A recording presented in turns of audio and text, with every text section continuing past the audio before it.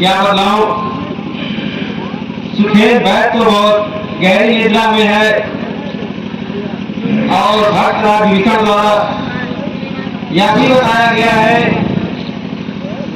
कि वह जिस अवस्था में मिलेगा उसी अवस्था में लेकर आइएगा। यदि इसे जगाता हो तो या हो सकता है जाने से मना कर दे, अतः इसे मैं इसी अवस्था में ले जाता हूँ।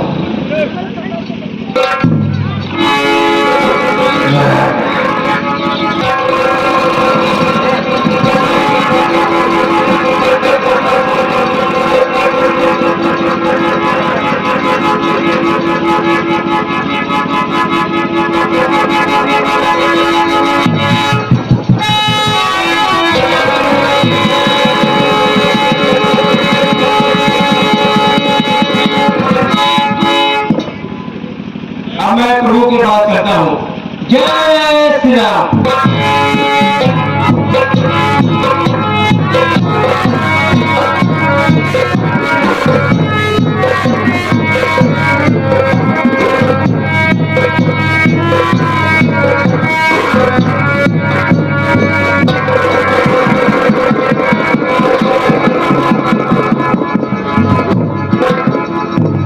जय श्री राम।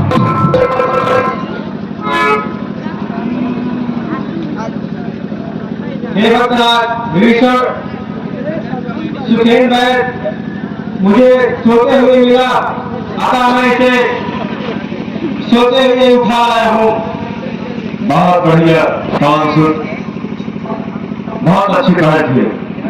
अब इन्हें जगाओ, जब तक आप जगाएंगे नहीं तब तक बैठ जागेंगे नहीं, क्योंकि बहुत ही गहरी नींद में है ये।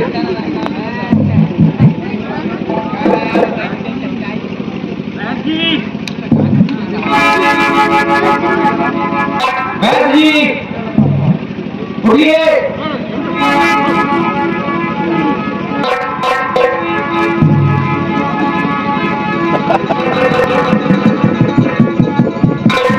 बैठ जी उठिए।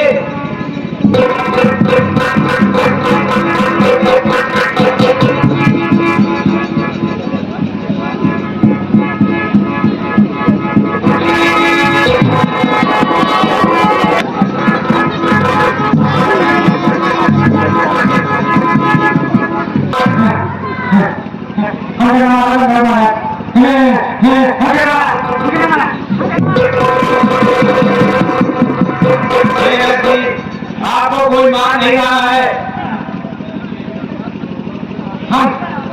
हम काफी डाले हैं, हम ज्यादा है तुम्हारे बाबा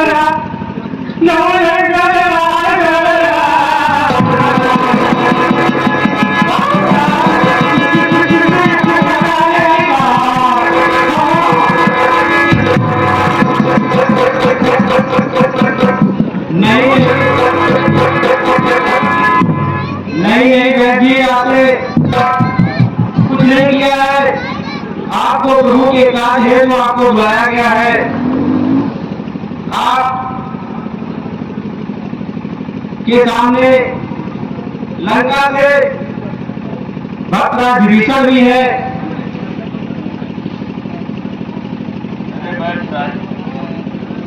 आप इतना जो कर रहे हैं, आंखें खोलो, देखो मैं स्वयं लंकेश का भाई विभीषण रामादर में हूँ।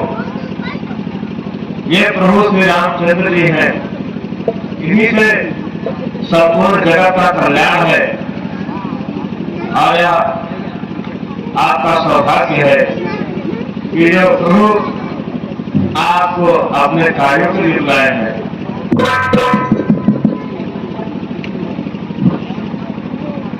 महाराज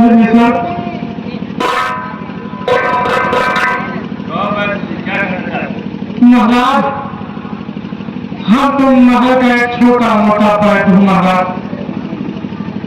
हमको मारने से क्या मिलेगा? हमारे छोटे छोटे बच्चे भी हैं महाराज, जड़ी बूटी पीस पीस कर उनका पालन करता हूं महाराज।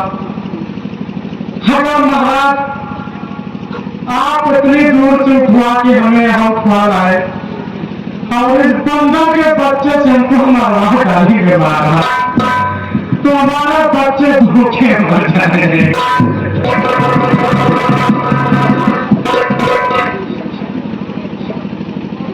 अरे वैध राष्ट्र, आप घबराइए नहीं। आप एक धर्मी आत्मा के पास आए हैं। हत्या वह जिनके किसी किताब में नहीं लिखा है, या तो आपका सौभाग्य है कि आप तीनों लोगों के स्वामी प्रभु श्री रामचंद्र जी के कार्य को सिद्ध करने जा रहे हैं। आप बिल्कुल न घबराइए। जिस प्रकार से पवन सुत आपको यहाँ तक लाए हैं, उसी प्रकार से ससम्मान मैं आपको आपके राजमहल तक छुड़वा दूंगा। आप तो वैद्य हैं, आपका काम है बीमारों का उपचार करना। यह आपका धर्म भी कहता है। अगर कोई व्यक्ति बीमारी से जूझ रहा है तो उसका उपचार करना ये आपके हिस्से में आया है, तो आप अपने धर्म का पालन करिए। ठीक है महाराज, आप कहते हैं तो ठीक है, लेकिन कम से कम ये बंदा मुझे जगा के तो लाना महाराज। मैं इतनी गहरी नींद में था, मुझे मेरे चार पाई से ये बंदा उठा लाया महाराज। आप तक नहीं लगेगा महाराज। सुखेन जी, यह कोई साधारण बंदर नहीं है, यह राम भक्त पवन सुत हनुमान है, जिनका मस्तिष्क मनुष्य से ज्यादा तेजी के साथ चलता है। इन्होंने अपने धर्म पर रहकर अपने कर्तव्य को पूरा किए हैं। ये कहा था महाराज कि बंदर का मस्तिष्क बहुत तेज है। हम देख ली महाराज बंदर का दिमाग कितना तेज है।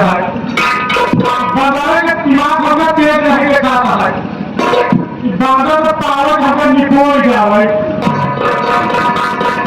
अच्छा बात ठीक है महाराज। हाँ, आप समय न खराब करो।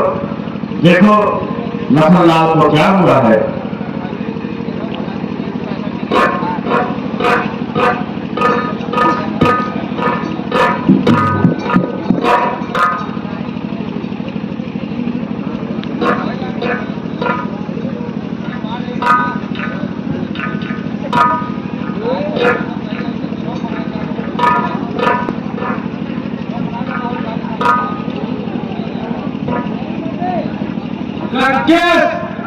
लंका का दर्द होकर इसलिए मैं ये उपचार नहीं कर सकता। ये वैद्यराज जिस प्रकार एक क्षत्रिय का धर्म है कि किसी भी निसहाय व्यक्ति को, दुखी व्यक्ति को सहायता प्रदान करता है, चाहे वह जिस धर्म का हो, चाहे जिस देश का हो, चाहे शत्रु क्षेत्र का हो या स्वयं सेना क्षेत्र का हो। जो एक क्षत्रिय होता है उसका कार्य होता है लोगों की रक्षा करना। ठीक उसी प्रकार वह लोगों की रक्षा करता है, चाहे वह लोग दुश्मन सेना के हो या दुश्मन देश के हो। वो कभी ये नहीं सोचता कि हमारे दुश्मन देश के लोग हैं, हम उनका कभी सहायता नहीं करेंगे, उनकी रक्षा कभी नहीं करेंगे। आपका भी यह धर्म बनता है कि आप भी किसी भी रोगी को उपचार करें। इसी धर्म का पालन करने के लिए मेरे पिताश्री स्वर्गवासी हो गए और साथ ही साथ वन में रहते हुए मेरे प्रिय सीते का हरण हो गया। यदि हम धर्म का पालन न करते होते तो ऐसा खराब नहीं होता। इसलिए हे राजराज, आप यदि आप अपने कर्तव्य से आपकी छोटी सी परीक्षा लेना चाह रहा था कि जिस धर्म के लिए आपका राज्य छूट गया, पर यह है आप ही एक भरोसेमंद और वापस की क्षमता रखते हैं। इसलिए हे कौन इसको इस कार्य को अंजाम दीजिए। ठीक है प्रभु, आप निश्चिंत रहिए। हे राजराज, कहिए वानर जी, पवनसुत क्या कहना चाहते हैं? कृपया करके आप मुझे यह बतला दे वह बूटी किस प्रकार की होती है, ताकि मैं उसे वहां से ला सकूं, पहचान सकूं। जब आप धवलागिरी पर्वत पर पहुंचेंगे तो वहां पे अनेक प्रकार की जड़ी बूटियां दिखाई देंगी। छोटे छोटे बड़े बड़े पौधों के रूप में उगी हुई होगी। सब अधिकतर वहां पे जितनी बूटी होगी वो चमकती हुई दिखाई देगी, लेकिन संजीवनी बूटी जो होगी वो सबसे ज्यादा चमक रही होगी। जैसे आकाश में तारे टिमटिमाते हैं, वैसे ही वह बूटी एकदम चमक चमक टिमटिमा होगी। वही बूटी लेकर आप आना और वही संजीवनी की पहचान है पवनसुत। बस बस वैद्यराज जी, अब मुझे बूटी लाने में किसी प्रकार की कोई परेशानी नहीं होगी। प्रभु, अब मुझे चलने की आज्ञा दीजिए। जय श्री राम।